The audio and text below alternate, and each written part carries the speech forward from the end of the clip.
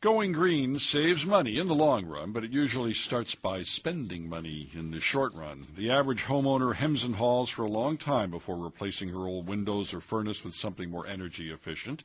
Sure, she will save money, but first she has to spend a good deal of it. It's no different if you own a skyscraper, except that the numbers are bigger, much, much bigger. This week on our series Green Grows Up, we're exploring what it takes to retrofit a high-rise. Mary Weens is back with the story of greening one of the city's most iconic towers, First Canadian Place. Good morning. Hi, Andy. First Canadian Place, still the tallest building in Canada. That's incredible, eh? 72 stories high. CN Tower does not count as a building. No, freestanding structure, for goodness sake. What are they doing to retrofit the place? Well, the first job is the low-hanging fruit, the light bulbs. They can save, Andy, $60,000 a year just by changing, I know, the light bulbs. A full retrofit, which is what they've embarked on, could save up to 20% of the whole energy bill, lighting, cooling, heating, everything. So anyway, I met Wayne Proulx. He's the head of BOMA, the Building Owners and Managers Association, in front of First Canadian Place. And I took a wild guess at what it would take to heat this building. Andy, I guessed way too low. Give me some numbers. What would it cost to heat a building like this in the winter? Oh, man. That's the gas. Yeah, that's, well... Couple of million? Oh, no. A building like this, if I can just do quick math, looking at another building that I know, probably close to $10 million to heat and cool this building. $10 million? Course of a year. Wow. Isn't that incredible, Andy? I like this story partly because of those numbers. I mean, who wouldn't want to save a little bit on their energy bill, right? Boggling. Well, you'd think so. You'd think Toronto office tower owners would be lining up to retrofit their skyscrapers. You know, it's surprising. Wayne says it's not that easy to give money away. In the sense, you know, owning a skyscraper isn't that different from Joe Blow deciding whether or not to buy a new furnace. You can give him all the incentives in the world, you know, but he still has to come up with most of the money. So Wayne Proulx is in charge of giving out $60 million in incentives to the owners of skyscrapers, right, to encourage them to do electricity retrofits. It's a partnership with the Ontario Power Authority. And he has to do a real sales pitch to get these owners to sign on, because he might save them 25 to 30% of the capital cost, but they still have to come up with the other 75%.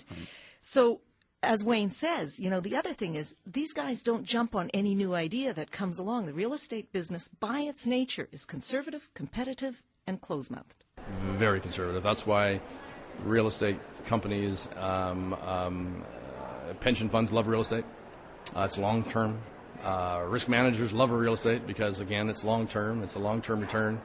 They're not out there like they used to be in some magnates in the 70s that buy a building today and drive down the street and sell it and make all kinds of money. Today, most of your owners are very large risk management companies. You have the OMERS, you have teachers, you have BC Pension Fund, you have the hospital, you have the Canadian Pension Fund, Pension Plan, CPP, CCP. Owning buildings? Owning a huge part of their, and not a majority, but a large part of their investments are in real estate because the returns are long-term. So if the industry is so conservative, Mary, why is it First Canadian Place is getting out front? Well, you know, it comes back again to that energy bill, right? They're very competitive. So First Canadian Place was built in 1971, and it's actually still one of the most prestigious commercial addresses in Toronto. And its population, Andy, incredible, bigger than most Ontario towns. 10,000 people work in First Canadian Place. And then the visitors, apparently 84,000 people come through those doors every day. Wow. I know. It's astonishing. But First Canadian Place has got some very tough competition coming up. There are no fewer than 4 or 5 commercial towers under construction in the downtown core right now. Save that money and you lease your space for so much less per square foot. Yeah, that's right. Yeah. And First Canadian Place costs more to heat than these new buildings, right? These new buildings have new construction technology, and Wayne says it's putting a lot of pressure on an old-timer like First Canadian Place. You know, where are the tenants coming from to fill these buildings?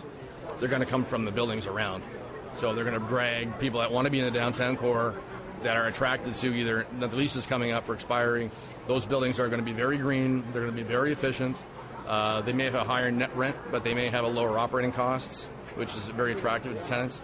So they're going to drag from these other buildings. Not just that, the economic downturn.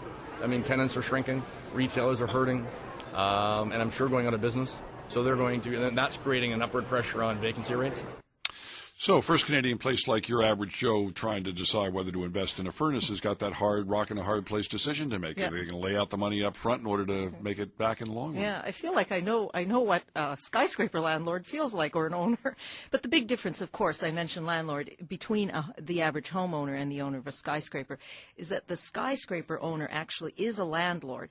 As I said, in the case of First Canadian Place, right, a landlord with 10,000 tenants. I mean, it's a city in its own right. Vertical this place. city. Yeah. And to attract tenants, there's one more thing a landlord has to worry about. He has to protect his reputation, right?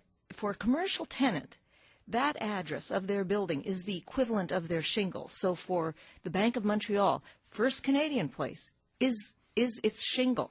That's head office. And as Wayne says, when it comes to a retrofit, landlords calculate all kinds of risks, including the risks to the building's reputation. You know, one of the bigger risks, I mean, every one of the major buildings in downtown Toronto have some risk management requirements, whether it be physical risk or financial risk. And one of the risks that have become more and more prevalent that I've seen in the last 6 years is reputational risk. Really? Yeah, and the reputational risk people are starting to quantify and monetize. Really? Oh, yeah. Because what's And happening? why has that Well, become an issue? what we're finding is with, and I don't call it a revolution, but the green evolution, it's coming and what's happened is that's coming down into doing the right thing for the right reasons for the planet, for the people in the buildings. What we're finding is that if you're not, it's worse to be seen not to have done something. When did that start to shift? I would probably bet in the last 24 months, people have really started to recognize that if we don't do something, we have a reputational risk. And, you know, being a landlord adds another layer, Andy, to this discussion. Remember, Wayne said the industry is conservative and competitive. It's also closed-mouthed, you know. Even though First Canadian Place is about to undergo this major retrofit, the owner, Brookfield Properties, wouldn't do interviews with me, not without permission from everybody at their New York office, and not until the deal is signed, sealed, and delivered around this retrofit. And I asked for a tour of the building, take a look at the boiler room, right? Not a chance. And it's not the only big tower where I got that kind of response. I guess for the landlord with 10,000 tenants, you're acutely aware that every tenant is hanging on your every word. And it's much more than just a building. It's its own kind of organism. You know, visit First Canadian Place at lunchtime, and you can literally hear a buzz in the building. And Wayne Proulx told me that one time when he made a big presentation to a bunch of skyscraper owners, he actually invited a biologist to come along and talk about the building as a kind of organism. So there's this very complex set of relationships that happens within each one of these office buildings. Changing the building is like changing a habitat. It's done very, very cautiously and very carefully, but you can bet that in every building, every big tower across Toronto, those conversations about how to change that habitat from one that was constructed in the 1970s is going on. And when they do change that habitat and earn the bragging rights, we hope they'll brag. Yeah. We hope they'll answer Mary's calls. Thank you very much. We're calling on her to continue this series, Green Grows Up, Toronto and its Towers. Tomorrow we're talking e-waste. E-waste, another word for Toronto's lexicon, all the electronic stuff we office dwellers throw out, most of all computers. For more information, visit our website at cbc.ca/metromorning, and you can see some images of retrofits to aging office towers all over the world. Thank you, Mary. You're welcome.